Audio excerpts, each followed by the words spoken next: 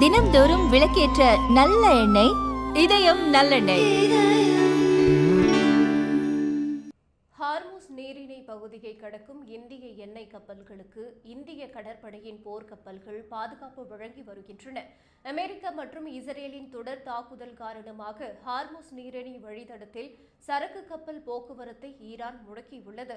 இதனால் இந்தியாவில் வர்த்தக எரிவாயு தட்டுப்பாடு ஏற்படும் அபாயம் ஏற்பட்டதால் இதற்கு தீர்வு காண பிரதமர் நரேந்திர மோடி மற்றும் வெளியுறவுத்துறை அமைச்சர் ஜெய்சங்கர், ஈரான் அதிபர் மசூத் பெசக்ஷி மற்றும் ஈரானிய வெளியுறவுத்துறை அமைச்சர் அப்பாஸ் அராக்ஷி ஆகியோருடன் சமீபத்தில் தொலைபேசி மூலம் பேச்சுவார்த்தை நடத்தினர்.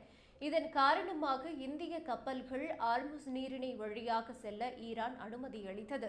இதையடுத்து ஷிவாலிக், நந்தா தேவி ஆகிய 2 இந்திய கப்பல்கள் சுமார் 1,00,000 டன் எல்பிஜியுடன் நேற்று முன்தினம் ஹார்முஸ் நீரிணையை பாதுகாப்பாக கடந்தன.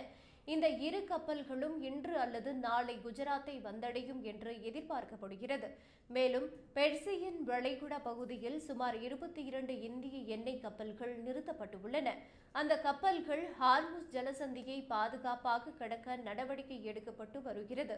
இது தொடர்பாக இந்திய கடற்படை வட்டாரம் தெரிவித்ததில், ஹார்முஸ் பகுதியை கடக்கும் இந்திய எண்ணெய் கப்பல்களுக்கு இந்திய கடற்படையின் போர்க்கப்பல்கள் பாதுகாப்பு வழங்கி வருவதாக தெரிவித்தனர்.